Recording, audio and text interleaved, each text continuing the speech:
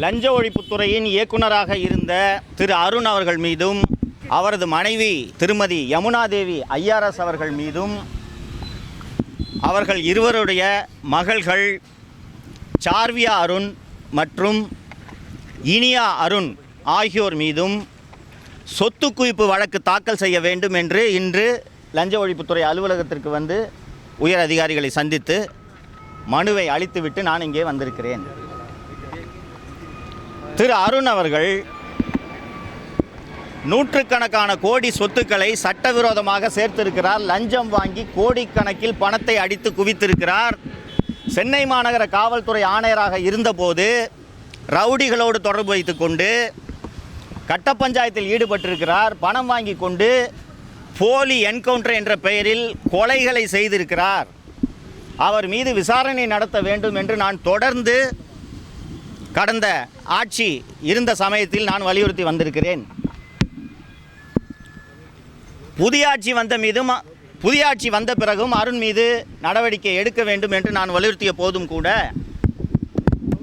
திரு அருண் அவர்களையே லஞ்ச ஒழிப்புத்துறைக்கு இயக்குநராக நியமித்தது தமிழக வெற்றி கழக அரசு.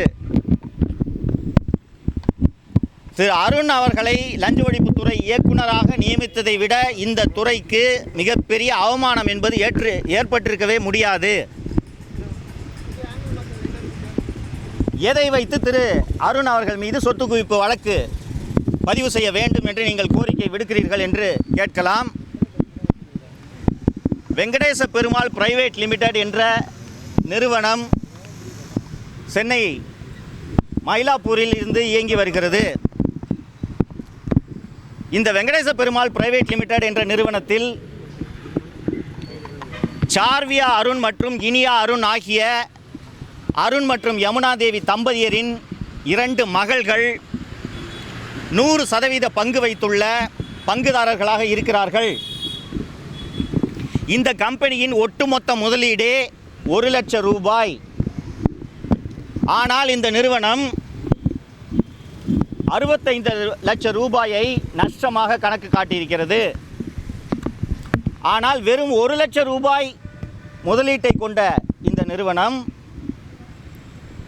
65 லட்சம் ரூபாய் நஷ்டத்தை சந்தித்து கொண்டிருக்கக்கூடிய இந்த நிறுவனத்திற்கு யாரோ சில தனியார்கள் 24 கோடி ரூபாய் கடன் கொடுத்துள்ளார்கள் என்று வருமான வரித்துறையில் சார்வியா அருண் மற்றும் இனியா அருண் ஆகிய 2 பேரும் கணக்கு தாக்கல் செய்துள்ளார்கள். ஒரு கல்லூரி படிக்கும் பெண்ணையும் பள்ளியில் படிக்கும் பெண்ணையும் நம்பி எந்த வங்கியோ எந்த தனிநபரோ எப்படி 24 கோடி ரூபாயை கடனாக கொடுப்பார்கள் என்பது நாம் அத்தனை பேருக்கும் தெரியும். இந்த வெங்கடேச பெருமாள் பிரைவேட் லிமிடெட் போலவே 10க்கும் மேற்பட்ட நிறுவனங்களை திரு அருண் பினாமி பெயரில் நடத்தி கொண்டிருக்கிறார்.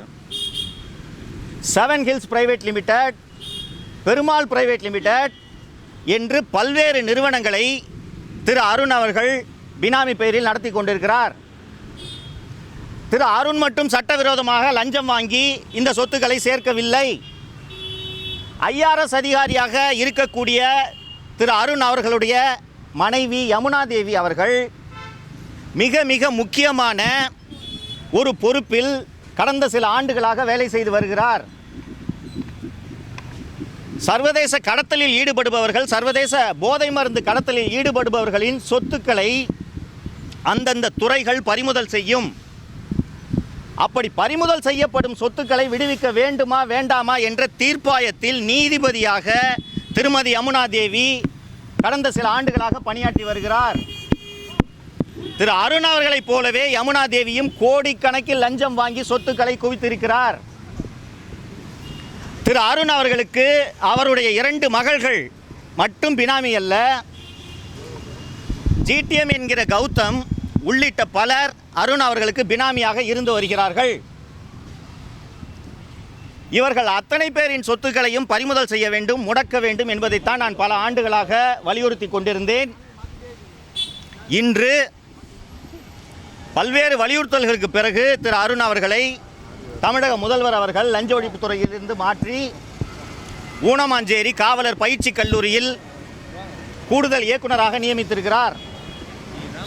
இப்போது லஞ்ச ஒழிப்புத்துறை திரு அருண் அவர்கள் மீதும் திருமதி யமுனாதேவி அவர்கள் மீதும் ஜிடிஎம் என்கிற கௌதம் மீதும் அருண் அவர்களுடைய மகள்கள் இனியா அருண், சார்வியா அருண் ஆகியோர் மீதும் லஞ்ச ஒழிப்பு சட்டம், சட்டவிரோத பணப்பரிமாற்ற சட்டம் ஆகியவற்றின் கீழ் வழக்கு பதிவு செய்ய வேண்டும் என்று தமிழக லஞ்ச ஒழிப்புத்துறை இயக்குனருக்கு மட்டுமல்லாமல் திருமதி யமுனாதேவி அவர்கள் ஐஆர்எஸ் அதிகாரியாக மத்திய அரசு பணியில் இருப்பதால் சிபிஐ என்ற மத்திய புலனாய்வுத்துறை, மத்திய நிதித்துறை, மத்திய உள்துறை செயலாளர் ஆகியோர் உடனடியாக இதில் தலையிட்டு நடவடிக்கை எடுக்க வேண்டும். திருமதி யமுனாதேவி மற்றும் திரு அருண் ஆகியோர் பணி இடைநீக்கம் செய்யப்பட வேண்டும் என்ற கோரிக்கையோடு இந்த புகார்களை அவர்களுக்கும் தபால் மூலமாக அனுப்பியிருக்கிறேன். இன்று லஞ்ச ஒழிப்புத்துறையிலே நான் சந்தித்த உயரதிகாரிகள் இதன் மீது நடவடிக்கை எடுக்க அரசுக்கு பரிந்துரை செய்வதாக தெரிவித்துள்ளனர். கொஸ்டின்ஸ் எதுவும் இருக்கா? தொடர்ச்சியாகவே நீங்கள் புகார் சொல்கிறீங்க, ஆனால் இது வரைக்கும் நடவடிக்கை எடுக்கல.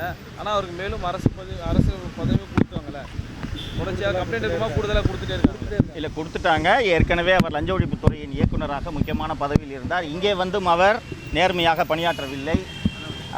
திமுக அமைச்சர்கள் ஏவா வேலு மற்றும் சேகர்பாபு போன்றோர் மீது பதிவு செய்யப்பட்ட வழக்கு குறித்த தகவல்களை வெளியே கசிய விட்டு திமுகவுக்கு விசுவாசமாக இருந்தார்.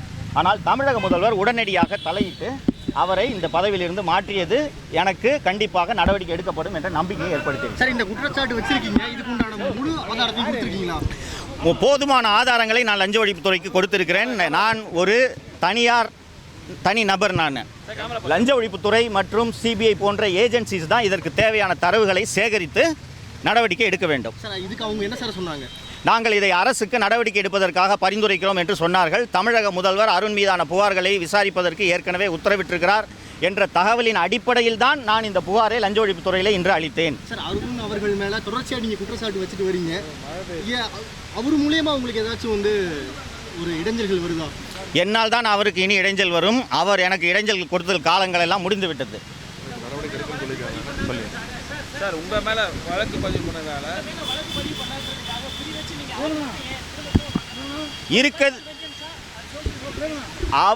அவர் செய்த ஊழல்களை நான் வெளிப்படுத்திய காரணத்தால் மட்டுமே அவர் என்னை குறிவைத்து பல்வேறு வழக்குகளை என் மீது பதிவு செய்தார். அவர் மீது இருக்கும் ஊழலுக்கான ஆதாரங்களை நான் இப்போது லஞ்ச ஒழிப்புத்துறையிலும் அளித்திருக்கிறேன். தொடர்ந்து விசாரணை அதிகாரிகள் என்னிடம் விசாரணை செய்தாலும் நான் அளிக்க தயாராக இருக்கிறேன். ஆதாரம் இல்லாமல் நான் அருண் மீது எந்த குற்றச்சாட்டையும் சுமத்தவில்லை. தேங்க்யூங்க சார். தேங்க்யூ.